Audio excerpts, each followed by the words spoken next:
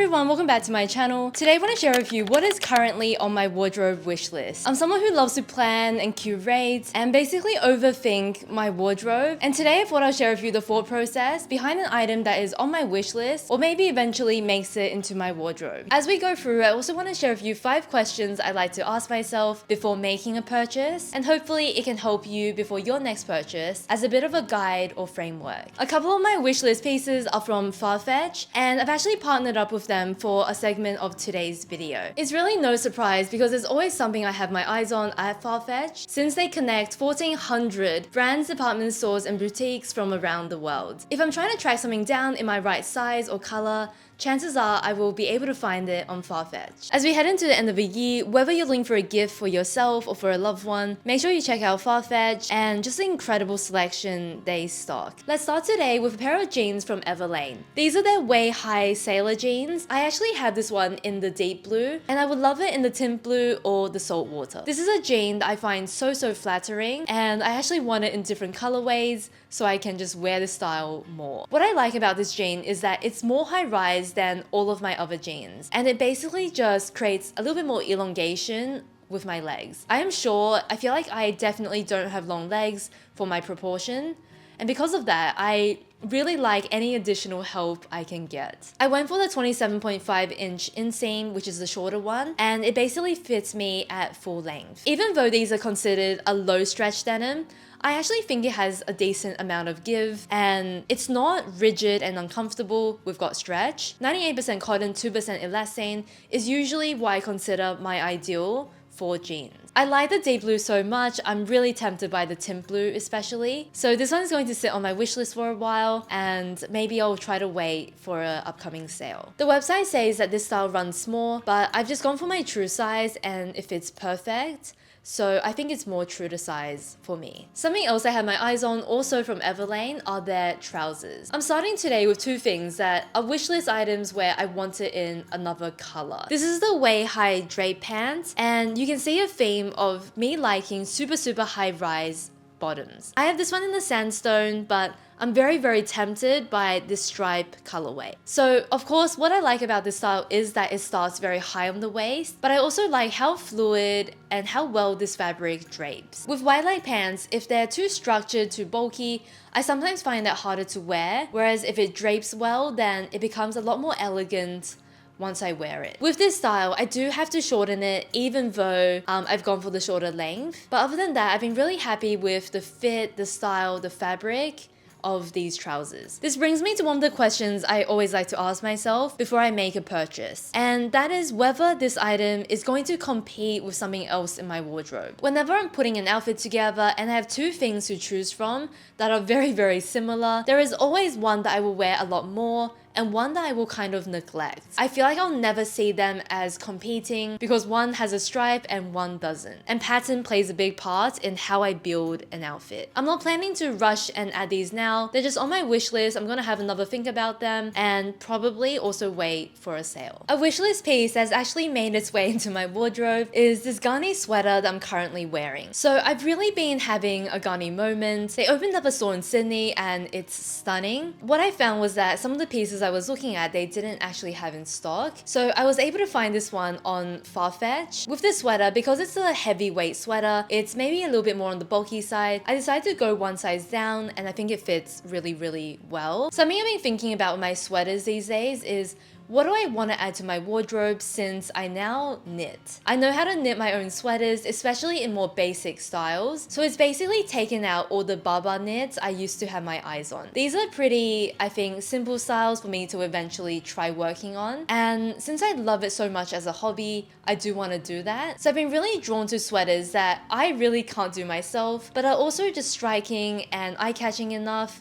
for me to really love them. This one drew my attention because it's just got the cutest floral design. It's really playful and fun, and I just adore everything about the design of this. This sweater is made with a mix of a navy blue and black. If you look up close, you can see the navy and black knit together to make this color. The hand feel of this sweater is very luxurious. I kind of want to quickly explain what I look for in material in a sweater. I also have another sweater that is kind of more statements. And with that sweater, I love it it's a really soft, fluffy material, but the issue I have with it is that it's so hard for that sweater to retain its shape, and it also peels a lot more than I want it to. With this sweater, it's kind of the opposite. Dare I say, it's a little bit coarser without being itchy. I think it has more structure to it compared to the other one, and as I'm wearing it, I'm getting no peeling. It's holding up so well, it's keeping the shape so well, and that's exactly what I'm looking for in a more premium sweater that I really want to wear to death, but also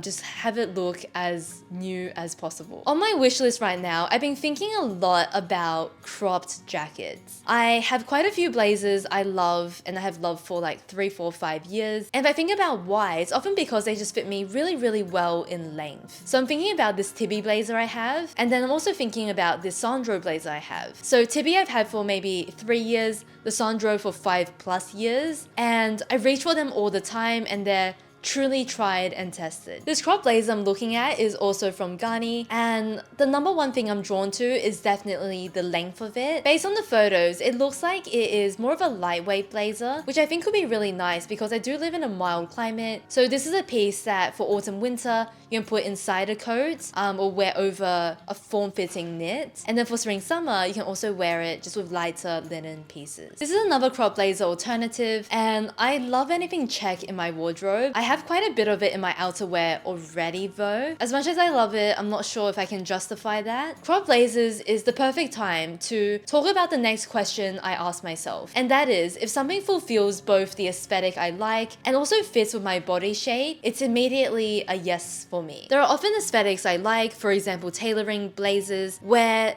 I don't feel like it's 100% suited to my body type, especially as they become more oversized, more loose. So whenever I see something that fits in with that aesthetic I love, but it was also cut in a way that really suits my body shape, and both of these criterias are fulfilled, then I go for it because these are really special pieces and they're hard to come by. These type of pieces, for example crop blazer, often feel like they were made for me because they do suit my body shape and they fit well, but they also play into that effortless chic aesthetic of the blazer that I'm often very, very drawn to. The next item I've been lusting over has actually made it from wishlist to wardrobe. I recently got this Rabanne bag from Farfetch. I've had a Rabanne bag on my wish list for about a year now, but previously I'd only seen it with the circular discs. When I saw it on Farfetch with the stars, I just knew immediately this was the right one for me. And the reason why I got it recently was because I really wanted it before the festive season. And something else I've been thinking about a lot in my wardrobe is evening wear. I have the worst evening style. It's true. I will go out in clothes more casual than what I wore in the daytime because sometimes I'm just quite like tired by the end of the day.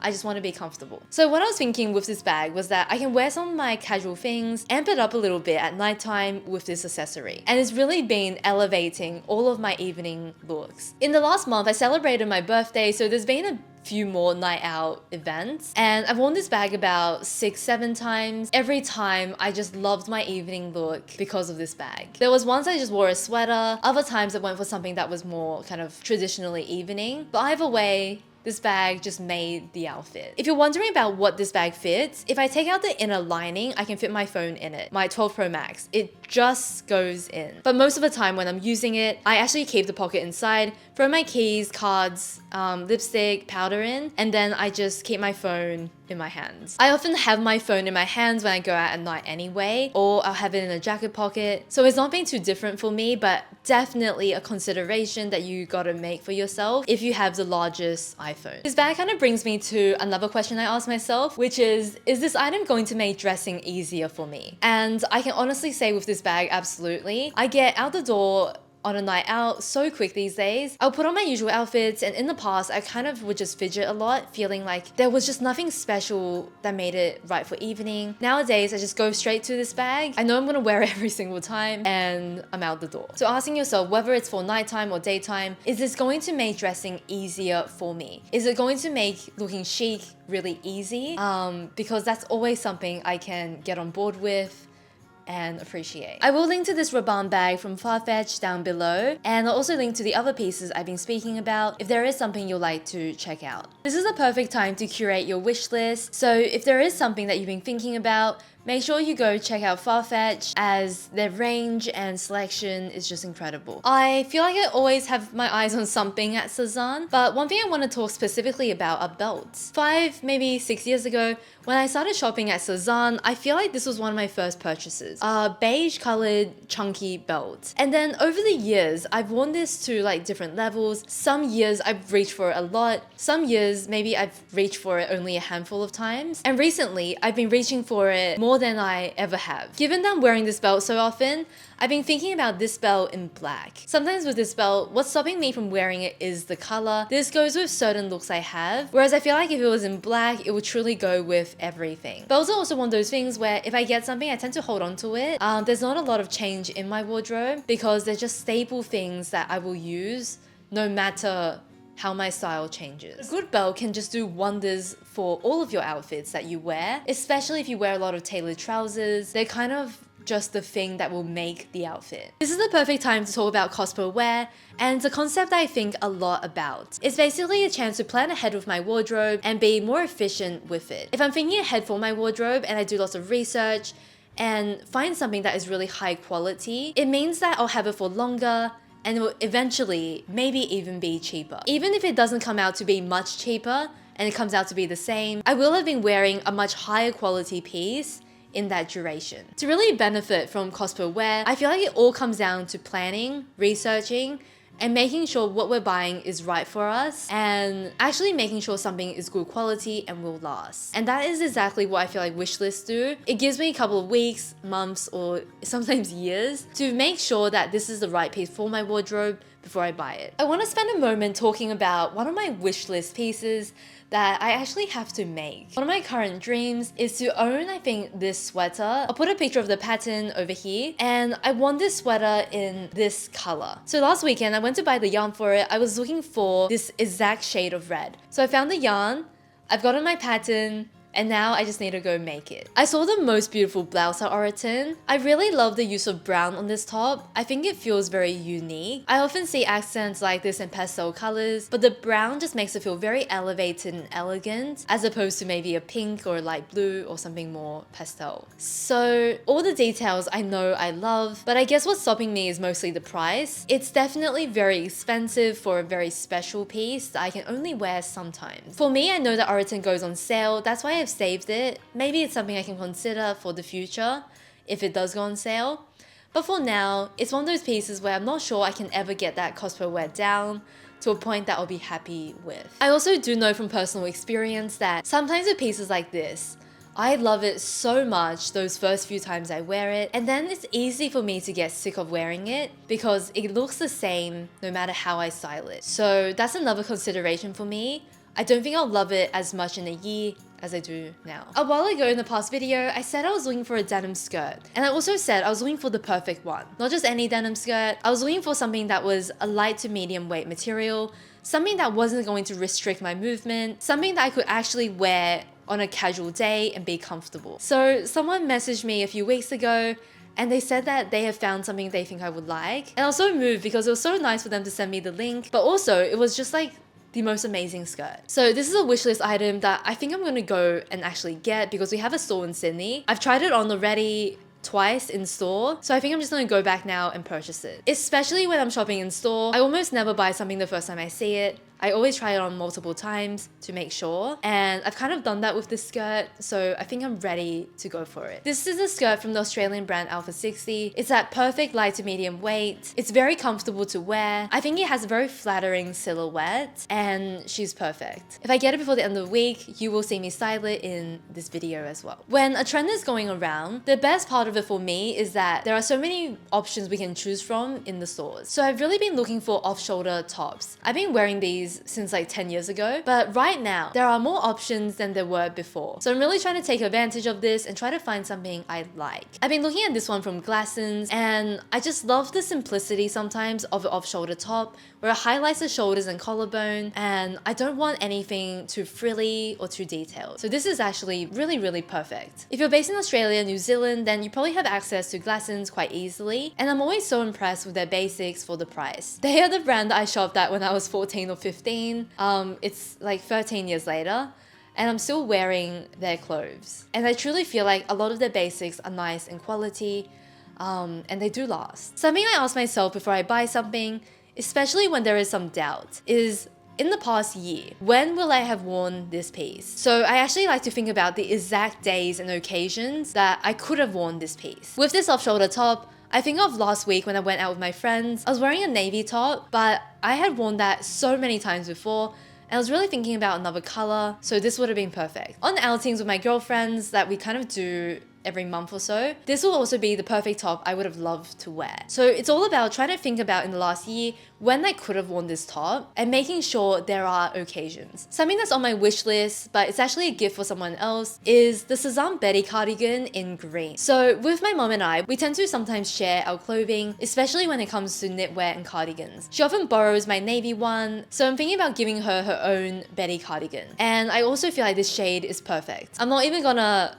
lie, there maybe is a time or two where I might borrow this, but it will be in her wardrobe. My final wishlist piece is a little bit more on the practical side, and it's from Lululemon. So for the first time in my life, I'm working out more often than I have activewear sets. So I'm actually going through all of my activewear, and that has not really happened very often in the past. I popped into the stores the other day and I tried on this crop top in a slightly off-white color. So it comes with a high neck, and the special part of this tank top is definitely the back design. It has like a squared off back design with thick straps, and it just feels really, really elegant from the back. From the front, it was very flattering, but nothing too special in design. I am tempted by this because it's very simple, and most of my workout gear is very dark, so this could be nice. Another option I tried on is this one with a square neckline in the most stunning green color. My favorite thing about this one was definitely the fact that it had this sheer panel underneath the chest, and I feel like it just gave the body a very nice silhouette because this part just felt really dainty, with the design of this top. I tried both of these pieces on with this lounge skirt. This skirt was just so comfortable. It's got this stretchy elastic waistband. It's made from a sweatpant material, so you can imagine how soft and comfortable it was. That was everything I wanted to talk about for my wishlist video. It was super fun to film something a little bit different today because I don't think I've ever done a wishlist video on this channel. Thank you so much for watching today's video and for making it to the very end. Thank you to Farfetch for working with me again in today's video, and I'll see you next week with a new one. Bye.